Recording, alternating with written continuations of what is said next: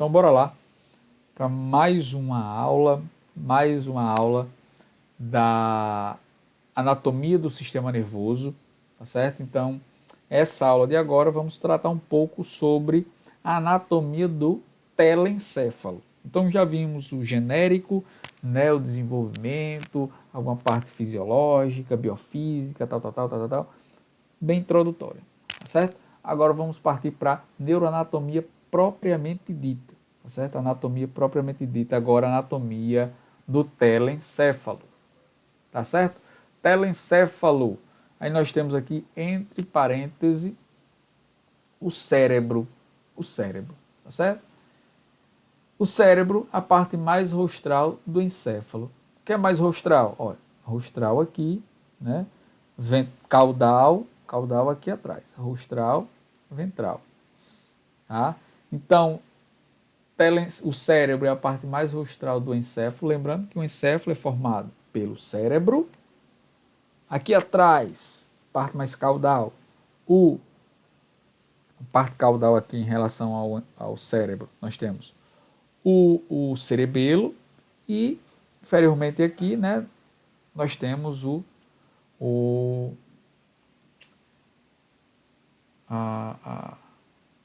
a parte do mesencéfalo, ponte e bulbo, tá certo?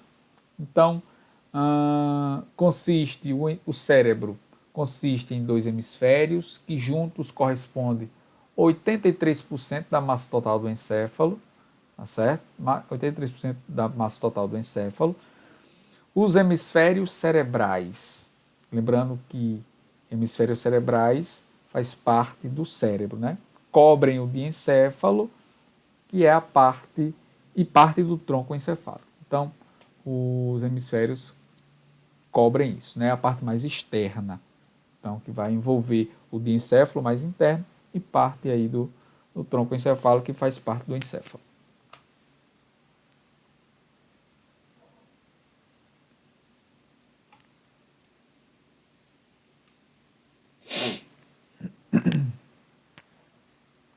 Temos aqui a superfície do cérebro. A superfície do cérebro. Nós vamos verificar algumas estruturas, né, bem constantes entre os indivíduos, né? E essas estruturas elas podem servir e servem como marcos anatômicos, tá certo? Então, ao observar, né, o cérebro, que faz parte do telencéfalo, observar o cérebro, que faz parte do telencéfalo, nós vemos a presença, por exemplo, de fissuras, né? Então, as várias fissuras evidentes nos hemisférios cerebrais e em volta deles separam as partes principais do encéfalo uma da outra. Então, nós temos aqui fissuras. Fissuras é um sulco profundo. Fissuras é um sulco profundo. Certo? Olha aqui, aqui é uma fissura. Aqui é uma fissura. Um sulco é raso. Ó. Sulco raso. Fissura é bem profundo. Então, nós temos essa fissura mais centralizada que separa os dois hemisférios, o hemisfério cerebral esquerdo e o hemisfério cerebral direito. Nós temos essa fissura centralizada chamada de fissura longitudinal do cérebro. Fissura longitudinal do cérebro, tá certo? Em outras literaturas, né, aqui está a fissura longitudinal do cérebro, pode trocar a fissura longitudinal mediana, tá certo? Então, fissura longitudinal.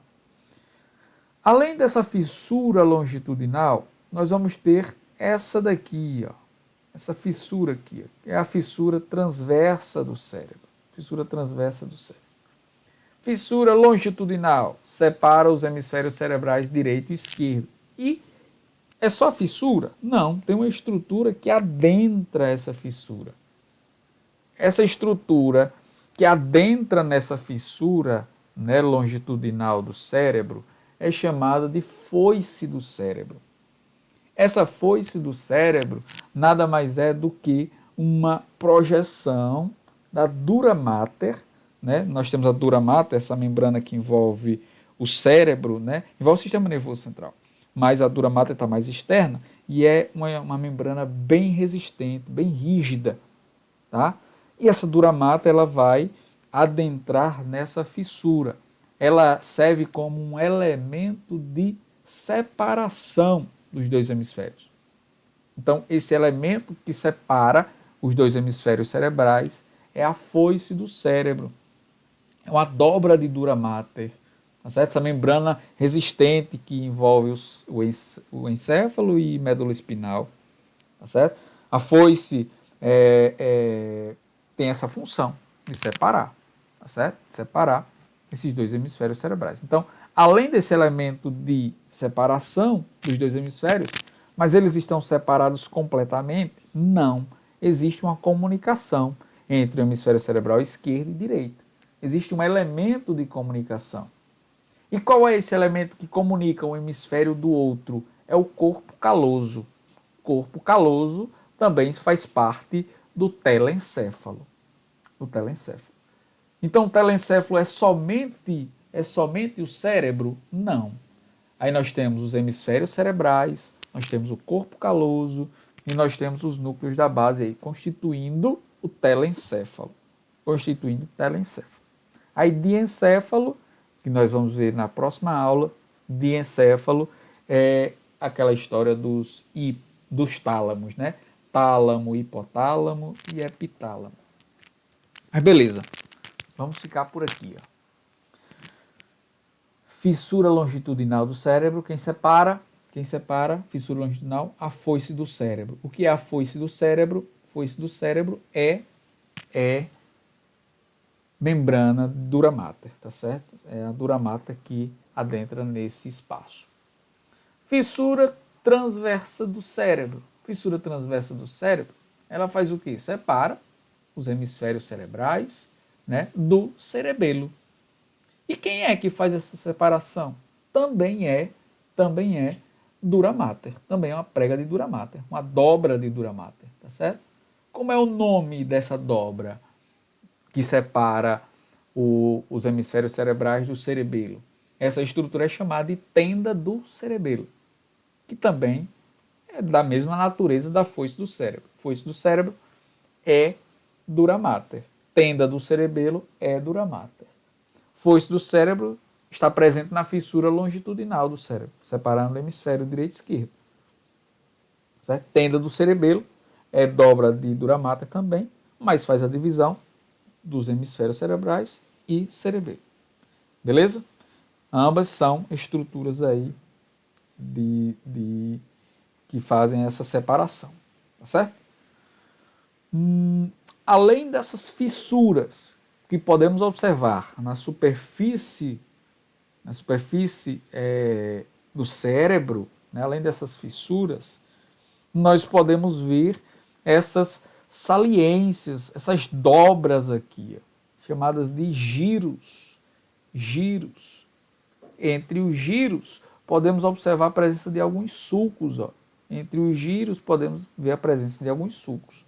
Giros são saliências de tecido cerebral retorcido. Tá? E apesar das vezes a gente poder pensar, né, rapaz, eu acho que isso aqui é diferente de uma pessoa para outra, mas não. Né? Se repetem, esse sulco se repete, os giros se repetem, tá certo? Os giros se repetem, fissura se repete, sulco, giro, tudo se repete entre as pessoas, tá certo? Entre os indivíduos. Tá? Então, o que eu observo em Maria, eu vou observar em Francisco. Observo. Então, dando continuidade aqui à parte do telencéfalo, falando um pouco de cérebro. Os dois hemisférios cerebrais são incompletamente separados pela fissura longitudinal do cérebro, né, cujo assoalho é formado por uma larga faixa de fibras comissurais, o corpo caloso. Então, fissura é um elemento de separação, mas aí tem o corpo caloso, que é um elemento de comunicação. Existe essa comunicação aí entre os dois hemisférios. Existe essa comunicação. Né? E essas fibras, elas se cruzam. Né? Essas fibras, elas cruzam. Tá certo? Chamado de decussão. Então, o que seria esse corpo caloso? Já falei, né? É esse elemento de comunicação entre os dois hemisférios cerebrais, tá certo? O hemisfério esquerdo e o hemisfério direito, composto por fibras nervosas e vai possibilitar justamente a comunicação entre os dois lados do cérebro, tá certo? A comunicação. Não é isolado. O hemisfério cerebral direito não é isolado do esquerdo. Tem o corpo caloso, que é esse elemento de comunicação. As fibras nervosas do corpo caloso são classificadas em diferentes feixes, cada um transmitindo aí um tipo específico de informação. Então, é bastante complexo essa comunicação. Beleza? Então, o corpo caloso, neuroanatomia, é uma estrutura de comunicação entre os hemisférios cerebrais. Beleza? Seguindo, telencéfalo, falando um pouco mais sobre esses giros e esses sucos. Tá certo? Giros e sucos mais... Os giros e sulcos mais proeminentes são similares em todas as pessoas, também são marcos anatômicos importantes. Já falei, alguns dos sulcos mais profundos dividem cada hemisfério cerebral em 5 grandes lobos. Então, fissuras são estruturas bem profundas. Mas aí nós temos alguns alguns sulcos, fissuras bem profundas, né? Fissura longitudinal e essa outra fissura é fissura transversa, que vai fazer a separação do cerebelo e os hemisférios, que são fissuras. Porém, tem alguns sulcos bem importantes, que são marcos anatômicos, alguns sulcos. Olha esse sulco aqui. Primeiro que eu quero demonstrar, esse sulco central. Sulco central. Nós temos um outro sulco aqui, ó. Sulco lateral. Sulco lateral. Olha esse outro sulco aqui, ó. Sulco parieto-occipital. Então nós vimos aqui 3 sulcos, né? Sulco parieto-occipital, sulco lateral e aqui sulco central. Esses sulcos dividem os hemisférios cerebrais. O que acontece do lado esquerdo vai acontecer do direito. Dividem os hemisférios cerebrais em lobos, em 5 grandes lobos, tá certo? Eu vou ter 5 lobos do lado esquerdo e 5 lobos do lado direito, tá certo? E que lobos são esses? Aqui é anterior, que é posterior, né? Dá para vocês perceberem isso. De anterior para posterior. O mais anterior que nós temos é o lobo frontal. Existe um lobo frontal esquerdo e um lobo frontal direito. Esses dois divididos pela fissura longitudinal. Atrás do lobo frontal, nós vamos ter o lobo parietal. Lembrando que o nome desses lobos fazem relação com os ossos que eles estão sendo protegidos. Por exemplo, o lobo frontal está sendo protegido pelo osso frontal. O lobo parietal está sendo protegido pelo osso parietal. O lobo temporal aqui, ó, embaixo, esse lilás, está sendo protegido pelo osso temporal. Aqui atrás, lobo occipital, está sendo protegido por quem? Pelo osso occipital. E se eu pegar esse sulco lateral aqui, ó, e abrir ele, né? Afastar esses lobos aqui, ó. Lobo parietal, frontal, do lobo temporal, eu vou observar esse lobo mais interno aqui, ó, que é o lobo da ínsula. A maioria desses lobos, enfim, já falei isso daqui. Lobo da ínsula. Certo? Então, bora lá. Essa fissura longitudinal cerebral. Fissura longitudinal cerebral. Além dessa fissura na superfície dos hemisférios, né, nós vamos ver a presença de sulcos e giros, tá certo? Sulcos são essas depressões. Giros, essas estruturas, né? essas dobras aqui. Essas dobras. Tá? Olha aqui esse suco aqui. Ó. Esse suco aqui. Esse suco. Esse suco é o suco central. O suco central vai dividir o quê? O lobo frontal, a posterior, atrás do lobo frontal tem o quê? Lobo parietal. O que divide lobo frontal do lobo parietal? Suco central. Suco central, na frente dele, lobo frontal, atrás do suco central, lobo parietal. Notem que imediatamente após esse suco central, eu vou ter um giro bem interessante. Guardem isso. Imediatamente anterior ao suco central, eu vou ter um giro bem interessante. Imediatamente atrás desse suco central, eu vou ter um giro também bem interessante.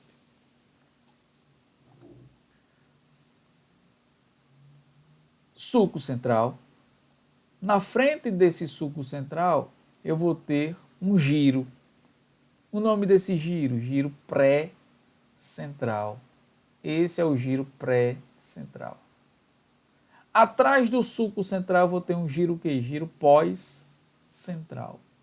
Giro pós-central. O giro pré-central faz parte de qual lobo? Faz parte do lobo frontal. Giro pré-central faz parte do lobo frontal. O giro pós-central faz parte do lobo parietal. E quem divide isso? Suco central. Suco central. Antes do suco central, o giro pré-central. Após o suco central, o giro pós-central. Antes do suco central, lobo frontal. Após o suco central, lobo parietal. Lobo parietal. Beleza? E isso é interessante. Vocês têm que saber, tá certo? Marque aí uma estrelinha nessa informação. Onde se localiza o giro pré-central e o giro pós-central? Giro pré-central faz parte do lobo frontal. Giro pós-central faz parte do lobo parietal. Quem divide eles? Suco central. Suco central. Isso é interessante porque esse giro pré-central, que faz parte do lobo frontal, ele traz aí um mapa, ele traz informações motoras, tá certo? Coordena as atividades motoras. Esse giro pré-central, que faz parte do lobo frontal, traz aí uma coordenação das atividades motoras. Já o giro pós-central são as atividades sensitivas, certo? Aí nós temos um mapa, né? Tá aqui todo esse giro pré-central, aqui giro pós-central. No giro pré-central nós temos todo esse mapa aqui, ó, da localização da atividade motora, por exemplo, dos lábios. É nessa posição aqui do giro pré-central do lobo frontal, né? Nessa mesma região, no outro giro, né, já é relacionado com a sensibilidade. Sensibilidade. Então, se eu lesiono essa parte aqui do lobo parietal, eu vou perder a sensibilidade dos lábios. Vou conseguir mexer? Vou. Mas não vou ter sensibilidade.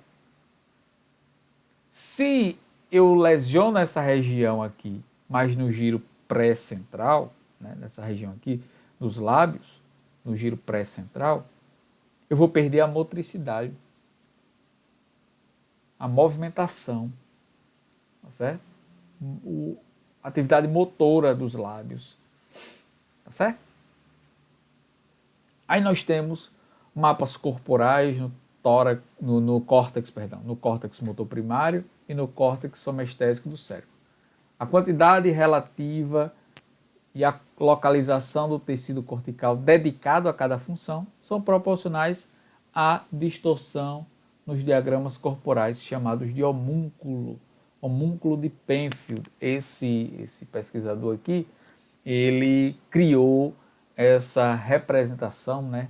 Representação chamada de homúnculo de Penfield, também chamado de homúnculo sensitivo, se for o giro pós-central, e homúnculo motor, se for relacionado com o giro pré-central, tá certo? É uma representação visual, como vocês estão vendo aqui. Representação visual das áreas do cérebro responsável pelo controle motor pré-central e sensitivo pós-central, em diferentes partes do corpo. Beleza?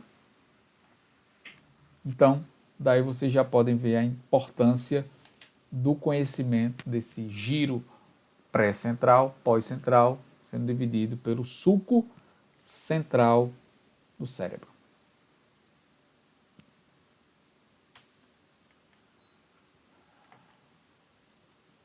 Esse lobo frontal. Lobo frontal. Quais são as funções desse lobo frontal? Movimento voluntário, né? Córtex motor primário, obviamente, né? O giro pré-central tem uma função motora. Movimentação dos olhos. Também tem uma região desse lobo frontal, mais ou menos nessa regiãozinha aqui, ó. Essa região, chamada de área de Broca. Essa região desse lobo frontal está relacionado com a produção da fala.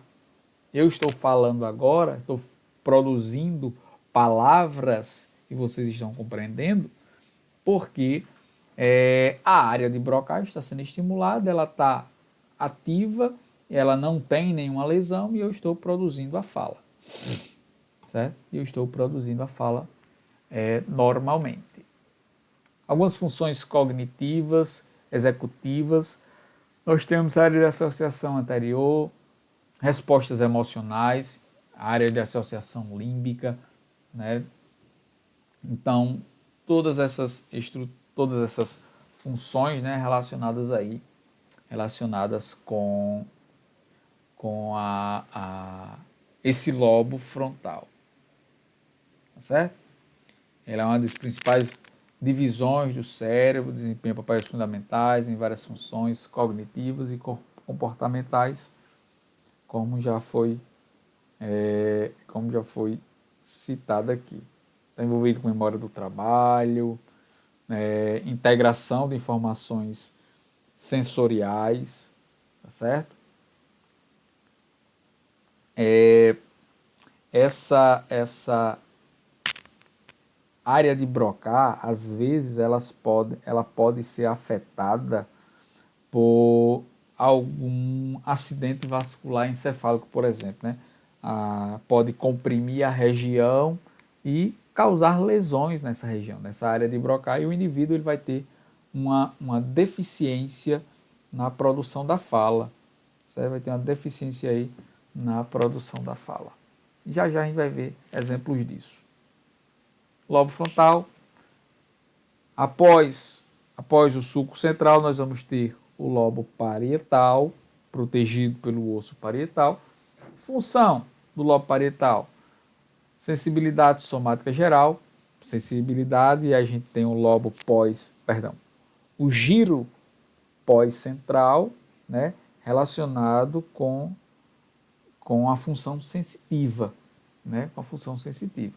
Então, sensibilidade somática geral possibilita a percepção de sensações como tato, dor, calor. Então, tudo isso são respostas obtidas pela parte sensitiva, né, dos nossos neurônios. Córtex e área de associação sensitiva somática, percepção espacial de objetos, sons, partes do corpo. Então, eu tenho essa percepção e existe uma área desse lobo parietal para isso, né? Uma área da associação posterior, e a compreensão da fala, tá certo? A compreensão da fala é dada por uma área chamada de área de Wernicke, certo? Também já a gente vai ver o que acontece com o indivíduo quando essa área de Wernicke ela é comprometida, ela é lesionada. O que acontece? Além disso, nós temos o lobo occipital.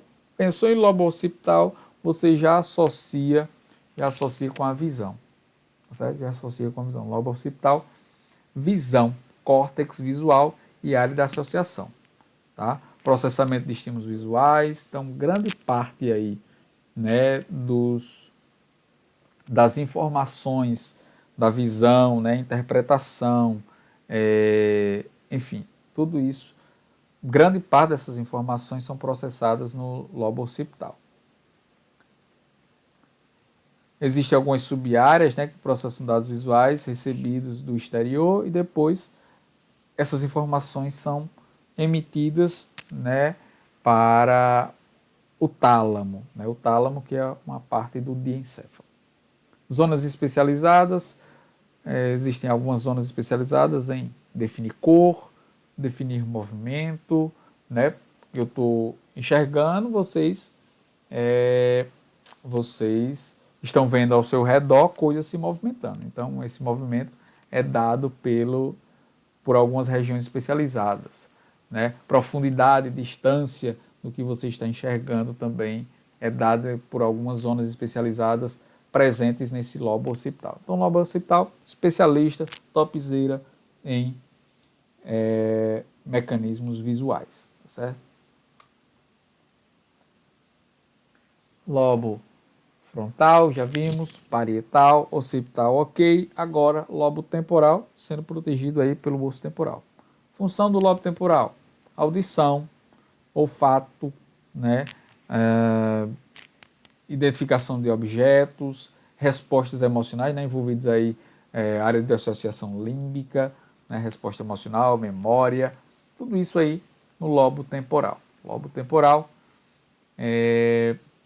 sendo separado aí por esse sulco lateral do lobo parietal e frontal. Beleza? Além disso, só ver mais um negocinho aqui. Reconhecimento facial, olha aí, mais percepção visual também pelo lobo temporal. E temos algumas áreas, se esse lobo temporal ele for danificado, tá? For danificado, pode apresentar algumas disfunções psiquiátricas, tá certo? Psiquiátricas. E dentre essas disfunções psiquiátricas que uma lesão no lobo temporal pode ocasionar, nós temos uma síndrome de Kluver-Buck. Síndrome de Kluver-Buck. É isso que está descrito aqui nesse slide, tá certo? Então, a lesão bilateral no lobo temporal pode levar o indivíduo a desenvolver essa síndrome de Kluver-Buck, tá? Tem que ser bilateral. Causas: infecções, traumas, Alzheimer, né? Que é uma doença bem rara, né? Uma doença metabólica bem rara, enfim, que pode levar a lesões do lobo temporal, e o indivíduo ele vai ter severos complicações. No caso aqui nós temos essa síndrome, que é uma condição neuropsiquiátrica rara, que envolve vários sintomas, tá certo? Envolve vários sintomas comportamentais e neurológicos, tá certo? Vários sintomas comportamentais e neurológicos. Exemplo: hiperoralidade é uma das principais características dessa síndrome. Hiperoralidade, hipersexualidade, apatia extrema. Tá vendo aí alguns comportamentos psiquiátricos, né? Alguns comportamentos psíquicos e comportamentais, tá certo? Apatia extrema, hipermetamorfose, hiperacusia, comportamento alimentar perverso, comer coisa que não deve comer, né? Tipo papel, plástico. Então, algo bem amnésia. Então, é uma síndrome bem complicada, caso esse lobo temporal, ele seja danificado. Tá certo? Separando o lobo frontal, lobo temporal, tá certo? Nós vamos ter aí o lobo da ínsula internamente, lobo da ínsula. Esse lobo da ínsula, ele está bastante envolvido com o paladar, certo? Com o paladar. Esse nome ínsula ele é traduzido como ilha,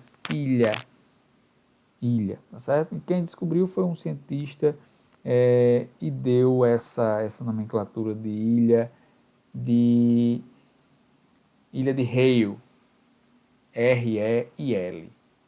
O lobo da ínsula pode ser chamado simplesmente de ínsula. Essa estrutura internamente, localizada internamente, né? Situada entre o lobo frontal, parietal e temporal, mais internamente. Está sendo bastante estudado ultimamente, né? Até algumas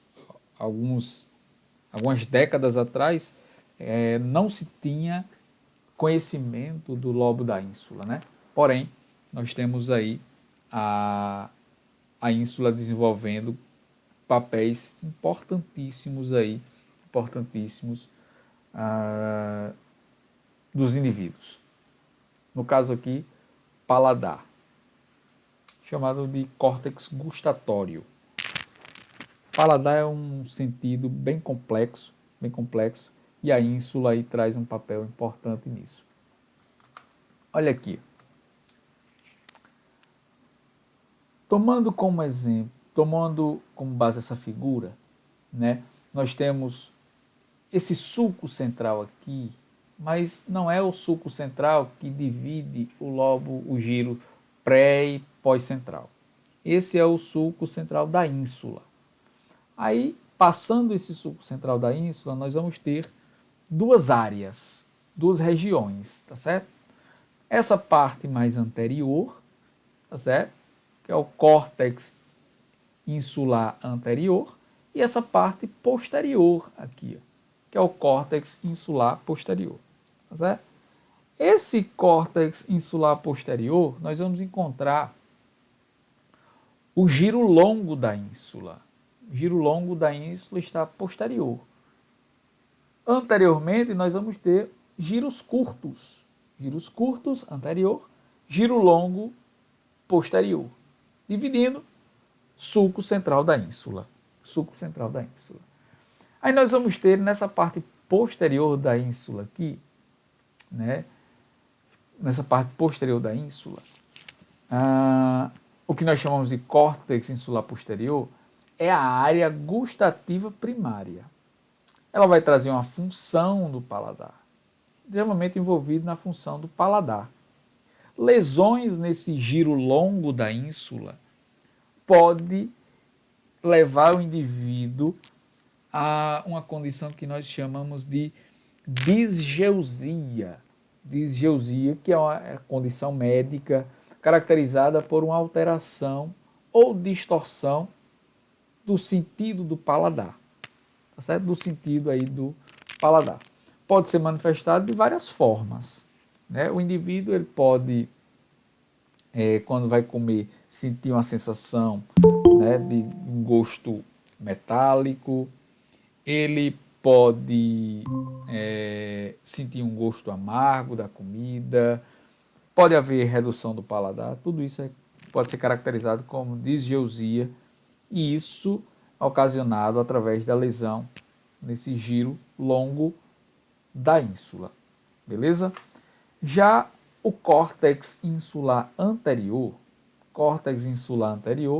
constituído pelos giros curtos da ínsula. Giros curtos da ínsula têm funções límbicas, tá certo? Funções límbicas. Que funções são essas? Por exemplo, um sentido de empatia, né? Quem coordena esse córtex insular anterior, sensação de nojo, né? Quando você vê uma imagem e essa imagem traz para você uma sensação de asco, de nojo, né? Quem coordena isso são os giros curtos da ínsula, né? Funções de reconhecimento, né? Você reconhece a si mesmo, por exemplo, você está no espelho, você sabe que é você, né? Isso é uma capacidade nossa, né? Esses giros curtos da ínsula coordena isso, você se reconhecer, tá? Então nós temos aí a ínsula, né? Tratando aí contendo várias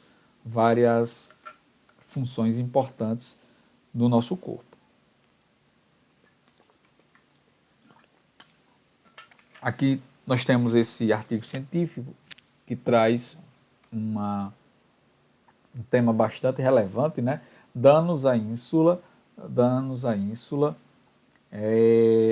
interrompem os vícios em fumar cigarro. Olha aqui o que diz o resumo desse artigo científico, publicado na revista renomada. Fumantes com danos cerebrais envolvendo a ínsula eram mais prováveis. Os fumantes com danos cerebrais envolvendo a ínsula eram mais prováveis do que fumantes com danos cerebrais que não envolvem a ínsula para sofrer uma interrupção na dependência do tabagismo. Ou seja, indivíduos que tiveram uma lesão na ínsula, né, tiveram esse comportamento, interrupção na dependência do tabagismo, caracterizada pela capacidade de parar de fumar facilmente, imediatamente, sem recaídas, sem persistências e vontade de fumar. Então, uma lesão na ínsula, né, de indivíduos observaram isso, né? Que indivíduos com ínsula lesionada tinham esse comportamento benéfico, né? Benéfico. Então, segue aí mais estudos, deixa eu ver de qual foi o ano? 2007, então já temos aí vários anos, né, à frente, então já deve estar bem avançado essa pesquisa. Além disso, constituindo telencéfalo, nós falamos telencéfalos, citamos anatomia dos hemisférios cerebrais, falamos sobre os lobos cerebrais, né, os 5 lobos, subdivididos aí por sulcos. Nós vimos que os hemisférios são divididos aí por fissuras, os lobos divididos por sulcos. Vimos que além que existe elemento de separação dos hemisférios cerebrais, no caso a foice do cérebro, né, que é a dura mater. Vimos também que existe um elemento de comunicação entre os hemisférios, que é o corpo caloso, que faz parte do telencéfalo. Nós vamos falar agora de uma outra estrutura que faz parte do telencéfalo, que são os núcleos da base. Os núcleos da base constituem o telencéfalo, certo? O que são os núcleos da base? Massas de substância cinzenta, que são corpos celulares de neurônio, né? Vimos isso também na aula introdutória. O núcleo da base é formado por, notem isso, núcleo caudado, putamen, globo pálido, são 2 globos pálidos, lateral e medial, claustro, corpo amigdaloide, ou simplesmente amígdala, mas não é as amígdalas da garganta não, tá certo? As amígdalas da garganta não são chamadas mais de amígdalas, são chamadas de tonsila palatina, certo? A amígdala agora é isso aqui, ó, que faz parte do núcleo da base. Então nós temos núcleo caudado, putamen, globo pálido, claustro, corpo amigdaloide, beleza? 5 estruturas constituem aí o núcleo da base. Núcleo caudado, putâmen, globo pálido formam um corpo estriado, controle relacionado com controle de motricidade, da cognição, dos processos emocionais e motivacionais. Eu vou agora abrir aqui o programa, vou abrir aqui o software de anatomia humana para nós revisarmos o que já foi visto e chegarmos até os núcleos da base, beleza? Pessoal, já estamos quase chegando no final. Eu vou só terminar essa parte, né, essa parte da anatomia do sistema nervoso aqui no telencéfalo, tá certo? Aí na próxima aula nós damos a continuidade com diencéfalo e as outras partes aí do sistema nervoso, beleza? Deixa eu ver aqui, cadê?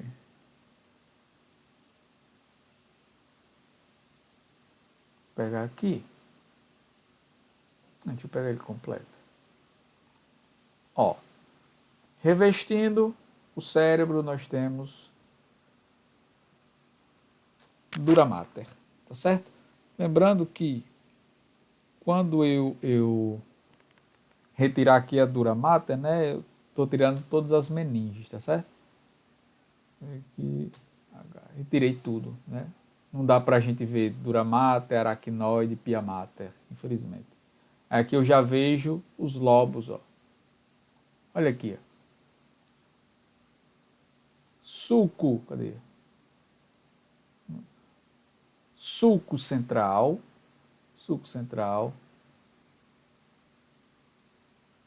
Aqui, ó, sulco lateral. Aqui atrás, sulco parieto-occipital. Beleza? Esses sulcos separando os hemisférios cerebrais em lobos, 5 lobos cada. Lobo frontal, lobo parietal, lobo temporal, e atrás lobo occipital. E separando aqui, ó, retirando, pior que não dá nem para ver o lobo da ínsula, tá certo?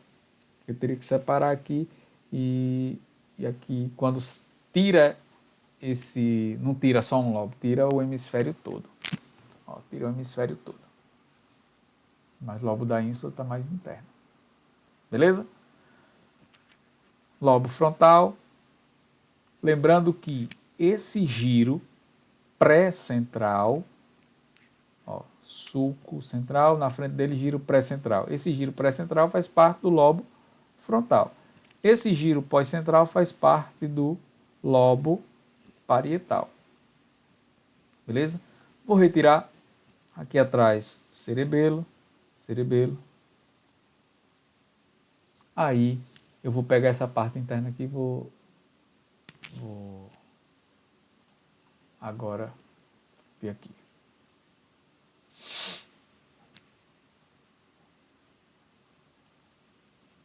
Pior que é melhor assim mesmo. Beleza. Ó, isso aqui eu vou retirar. Isso aqui a gente vai ver depois, tá certo? Olha essa estrutura mais interna aqui, ó. Putamen faz parte dos núcleos da base que nós vimos, faz parte, putamen. Olha fazendo relação com o putamen. O núcleo caudado. O lobo caudado é do fígado, é outra coisa. Núcleo caudado. Faz parte dos núcleos da base? Faz parte. Então, ó, internamente, tá dando para vocês verem direitinho, né? Isso daqui faz parte do sistema límbico, tá certo? Vou retirar aqui para a gente ter uma visão melhor. Uma visão melhor. Putamen.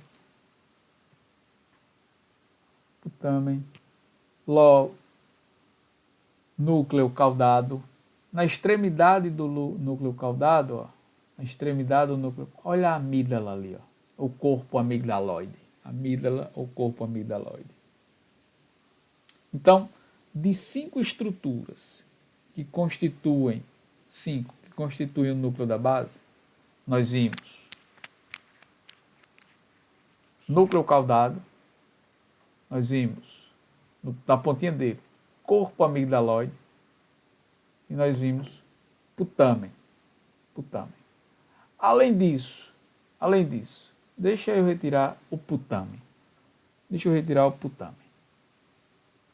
Abaixo do putamen, mais medial, ó, putamen, mais medial ali, ó, mais medial, nós temos globo pálido lateral, globo pálido medial. Então nós temos aqui, ó, núcleo caudado, putamen, globo pálido lateral, globo pálido medial, corpo amigdaloide. Tudo isso fazendo parte dos núcleos da base.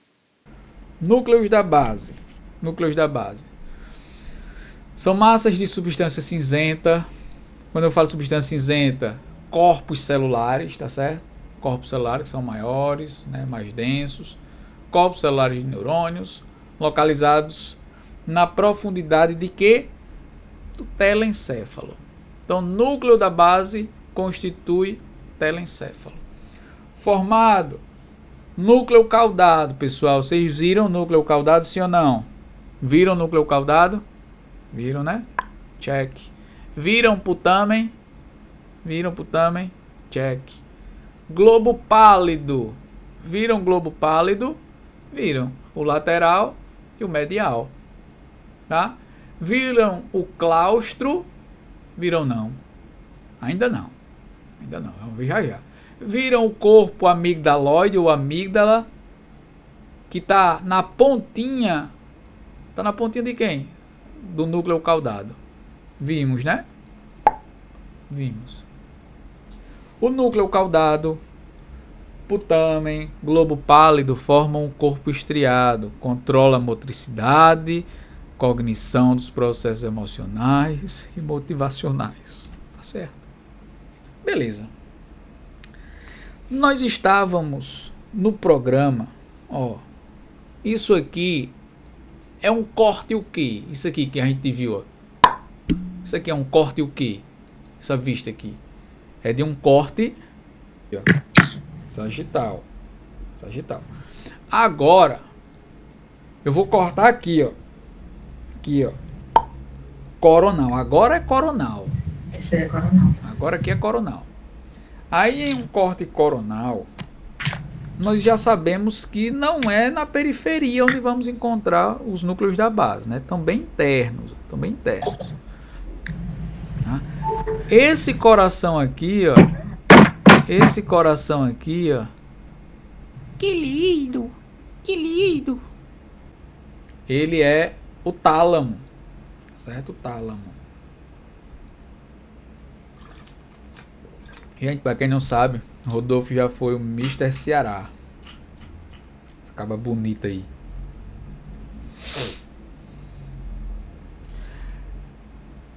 E é doutor em bioquímica e é professor do IFPI, né? E também dono de uma loja, proprietário de uma loja de roupa. Peel Basic. Pronto, Rodolfo, já pode fazer o Pix, viu? Que a gente combinou. Beleza. Então, bem interno, nesse coraçãozinho aí, isso não faz parte. Tem até no Instagram dele, tem a Peel Base, tem umas roupa bem massa. Eu fiquei de comprar, mas até essa data. internamente aqui nós temos o tálamo. Tálamo faz parte dos núcleos da base, sim ou não? Tálamo faz parte de núcleos da base? Não, não faz, Não. certo? Tálamo faz parte de quê? Diencéfalo. Já guardem isso, diencéfalo. Tudo que tem tálamo é diencéfalo. Tálamo, epitálamo, hipotálamo, subtálamo, enfim, só tem esse, né? Não tem mais não. Beleza. Aí, ó, aqui em cima nós estamos vendo, ó, essas duas bolinhas aqui, ó. Isso significa o quê? Núcleo caudado. Já é isso, professor. No programa a gente tem um negócio comprido, aqui a gente tá vendo uma bolinha. Se você pega um negócio comprido, né? Você pega, por exemplo, essa canetinha comprida e corta ela e vê ela de frente. Você não vê nenhuma bolinha, não? De frente aqui, ó. Você não vê nenhuma bolinha, não? É uma bolinha, né? Uma bolinha. Por isso que a gente está aqui vendo, ó, num corte coronal, essa bolinha representando o lobo caudado, o núcleo caudado, perdão. O lobo caudado é minhas ventas. Núcleo caudado. Às vezes, a depender da profundidade do corte, você encontra duas bolinhas. Duas bolinhas. Uma mais em cima, outra mais embaixo. Porque ela não faz isso aqui, né? Não é um arco. Então, se você corta, você vê as duas bolinhas. Uma maior e uma menorzinha embaixo. A depender da profundidade do corte. Estão me entendendo, pessoal? Estão me entendendo? Sim ou não? O professor, você tá endoidando demais. Diabo, R$50 mal gasto da peste. Meu Deus do céu. Tá dando certo, né? Glória a Deus. Glória a Deus. Valeu, valeu. Vamos lá. Então, núcleo caudado aqui em cima faz parte do núcleo da base? Faz parte do núcleo da base. Ok. Lateralmente aqui, ó, isso bem grandão em azul mais claro aqui, ó. Isso aqui é o putamen. Putamen faz parte do núcleo da base? Faz parte do núcleo da base.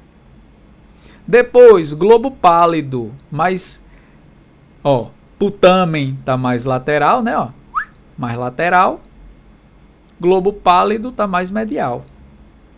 Globo pálido mais medial. Vocês estão me acompanhando aqui com um risquinho, então? Me acompanhando aqui, né, com a bolinha. Então, globo pálido, nós temos quantos globos pálidos, né? Nós temos quantos globos pálidos, Yasmin?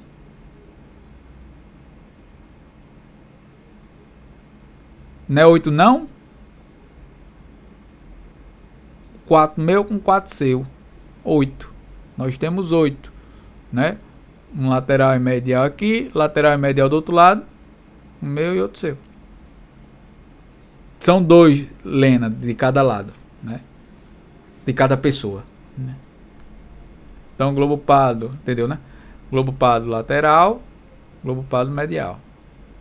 Lateral está fazendo contato com o putamen, medial está mais voltado para o tálamo. Show de bola, show de bola. E aqui, ó, essas fibras aqui, ó, esse tecido aqui, ó, entre o putamen e isso aqui, pessoal, isso aqui que eu tô delimitando aqui, ó, isso aqui é o lobo da ínsula, tá certo?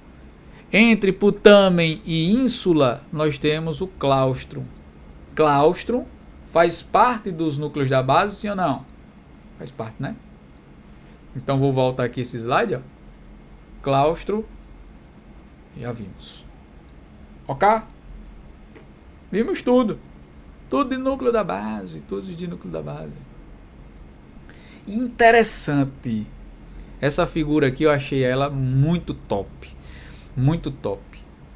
Tá? Que os núcleos da base, eles vão receber, esses núcleos vão receber fibras oriundas do córtex. Vão receber fibras oriundas do córtex cerebral. Tá? Então, essas fibras, a interpretação de parte motora, parte sensitiva, tudo isso passa aí pelos núcleos da base. Aqui embaixo nós temos núcleo subtalâmico e substância negra. Isso aqui não faz parte, tá certo? Não faz parte dos núcleos da base. Tudo bem? Tudo bem? Deixa eu passar aqui. Tudo isso que a gente já viu está descrito unicamente aqui. Núcleo caudado. Esse núcleo lentiforme é um termo genérico que define putamen, um termo genérico para putamen mais globus pálido, né? São 2 globos pálidos. Então, dá esse nome núcleo lentiforme. Tá certo? Envolvidos com planejamento e ajuste motor. Essa figura aqui, eu botei ela só para dizer que as informações que saem do córtex cerebral, as informações podem sair do córtex cerebral, vir para esses núcleos da base, e dos núcleos da base essa informação ir para o tálamo e do tálamo descer. Então aqui eu estou demonstrando, nessa figura, está sendo demonstrada essa rede de neurônios, né? De neurônios, que a informação pode partir do córtex cerebral, núcleos da base, tálamo, fazer essa via, córtex, núcleos, tálamo, e vice-versa, né? Informações sensitivas passar pelo tálamo, núcleos da base, e ir para o córtex cerebral, certo? Então, fazendo essas relações. Participam do planejamento do movimento, mas não da execução. Então, envolvidos no planejamento e ajuste motor, porém, não participam da execução propriamente dita. Certo? Para finalizar, nós temos os ventrículos cerebrais. Certo? Ventrículos cerebrais. Esses ventrículos, como já foi dito inicialmente, são cavidades presentes no encéfalo, e essas cavidades são preenchidas pelo líquido cefalorraquidiano. Essas cavidades nós vamos encontrar tecido produtor do líquido, né? Tecido produtor do líquido cefalorraquidiano, e esse líquido cefalorraquidiano preenche todos esses ventrículos, tá certo? Então nós temos aqui, primeiro, ventrículo lateral. Isso daqui é o ventrículo lateral fazendo relação com o telencéfalo. Então, ventrículo lateral, a gente encontra onde? Ventrículo lateral faz parte a cavidade presente no telencéfalo. Nesse ventrículo lateral vai ser produzido líquido cefalorraquidiano, passa do ventrículo lateral para o terceiro ventrículo. Do ventrículo lateral para o terceiro ventrículo, nós vamos ter uma comunicação chamada de forame interventricular. Já foi demonstrada. Do ventrículo lateral para o terceiro ventrículo, nós temos o forame interventricular. No terceiro ventrículo, vamos encontrar também, né, a produção de líquido cefalorraquidiano. Esse líquido cefalorraquidiano, no terceiro ventrículo, vai fluir para o quarto ventrículo, que está aqui inferiormente. Do terceiro ventrículo para o quarto ventrículo, nós vamos ter esse ducto, chamado de aqueduto do mesencéfalo. Tá certo? O aqueduto cerebral. Tá? Então, as cavidades do telencéfalo são ventrículos laterais. No diencéfalo está o terceiro ventrículo. No mesencéfalo, aqueduto de Sylvius. E na aqueduto de Sylvius, no caso aqui é o quarto ventrículo, chegando até o quarto ventrículo, e na protuberância da parte do bulbo está o quarto ventrículo. Certo? Então, do aqueduto de Sylvius ou aqueduto cerebral ou aqueduto mesencéfalo, esse líquor vai ser direcionado para o quarto ventrículo, que está presente aí nessa região do bulbo, beleza? Então isso é interessante. Ventrículo lateral, forame interventricular, terceiro ventrículo, aqueduto de Sylvius ou aqueduto mesencefálico e depois quarto ventrículo. Só mais uma correlação anatomoclínica em destaque aqui em rosa, né? A área de Broca presente no lobo frontal e aqui nesse lobo parietal e temporal, pegando a partinha do temporal, nós temos essa área de Wernicke, onde lesões em uma dessas duas regiões vai causar um tipo de afasia, né? A área de Broca vai desenvolver afasia de Broca e lesões na área de Wernicke vai produzir a afasia de Wernicke e tem suas diferenças, tá certo? E já a gente vai ver vídeos que demonstram bem isso. Na área de Broca está envolvido com a produção da fala. Então, indivíduos com lesões nessa região não conseguem falar. Eles pensam na palavra, pensam numa frase, porém têm dificuldade em executar a fala, tá certo? Todo o aparelho, né, da fala está perfeito, porém ele não consegue desenvolver a fala. Tem dificuldade, ele quer falar, mas não fala. Já na afasia de Wernicke, ele não tem, ele perde a capacidade no raciocínio da produção da fala, na produção das frases, do que ele vai falar. Ele até produz a voz, né, a fala, mas ele não fala coisa com coisa. Certa afasia de Wernicke, dificuldade para compreender a linguagem e dar uma resposta e conversar, enfim. Então aqui está apontando para as regiões, né, os giros e o que causa incontinência urinária. Nessa parte perto ali no giro pré-central, nós temos paralisia facial do lado oposto, né, é contralateral o dano. Enfim, lesões nesse lobo, nesse giro pós-central, negligência nos cuidados pessoais, dificuldade de organizar em espaço. Então, às vezes, pessoas que sofrem determinadas lesões nesse giro pós-central, né, a pessoa tinha um comportamento e passa a ter um comportamento totalmente diferente. Né? Parece que a pessoa é outra pessoa, né? Então, tudo isso devido a uma lesão no giro pós-central, que é responsável com a parte sensitiva.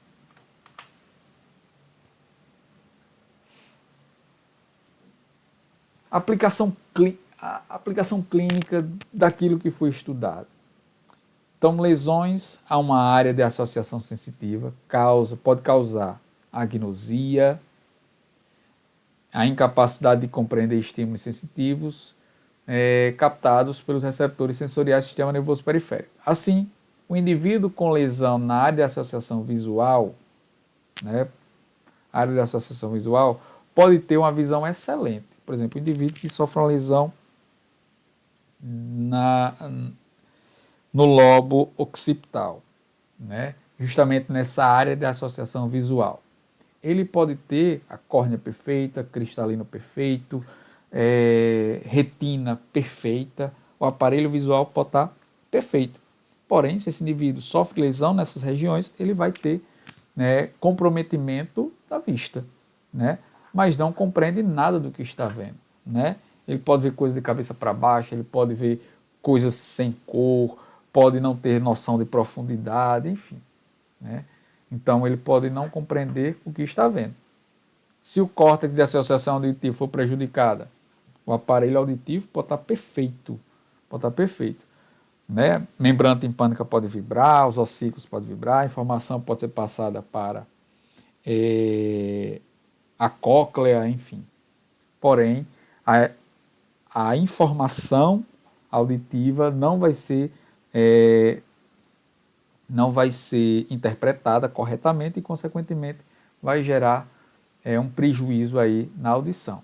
Danos de associação na área somestésica capacita alguém de identificar chave no bolso, né? Tipo, a pessoa, algumas regiões do encéfalo, se for lesionada, né? A pessoa pode perder a capacidade de identificar objetos através do tato, né? Através do tato. Por exemplo, para eu identificar, para eu colocar a minha mão no meu bolso, né? Eu tenho uma borracha, uma caneta, uma chave. Eu quero pegar a chave. Somente no tato eu consigo identificar o que é uma chave, o que é uma borracha, o que é uma caneta. Porém, pessoas com essa lesão nessa área, né, em determinadas áreas do encéfalo, né, no caso nessa área da associação somestésica, a pessoa não vai saber identificar. Parece doido, né? Parece doido, né? A pessoa simplesmente botar a mão no bolso e só se tiver perdido a mão. Não, mas a pessoa consegue tocar, consegue perceber, mas não diferencia essas informações. Então, para finalizar agora, tem esse outro slide. Aqui só mostrando, né, essas duas afasias, né, a afasia de Broca, a afasia de Wernicke, né, a área de Broca e a área de Wernicke, que são lesionadas e causam essa condição chamada de afasia. Tá certo? Aí é que eu vou mostrar a afasia de Broca, lesão no córtex motor associada ao lobo frontal, tem boa compreensão do que se escuta, ele produz um raciocínio lógico, porém a fala ele não é fluente, produz prejuízo na gramática, tá certo? É esse de cima aqui, ó. Now tell me what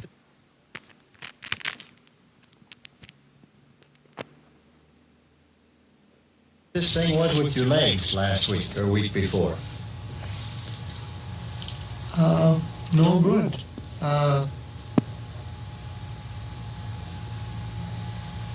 Ele tem dificuldade, ele quer falar, mas não consegue.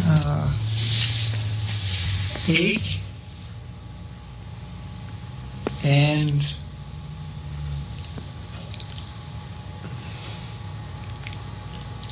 Ele compreende a pergunta, ele quer falar, ele sabe o que vai falar, mas não consegue.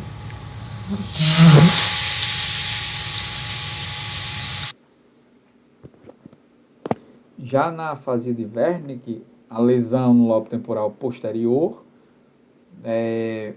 vai ter a compreensão prejudicada. Aí já é uma outra situação, tá certo? Na afasia de Broca tem a compreensão boa, compreende. Porém, na afasia de Wernicke, não. Ele não compreende e fala fluente, mas a fala não tem sentido, né? Não fala cor com coisa. Que é esse segundo caso aqui.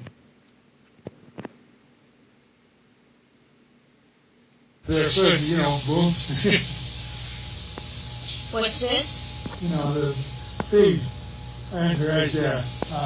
End of the football. End of the football?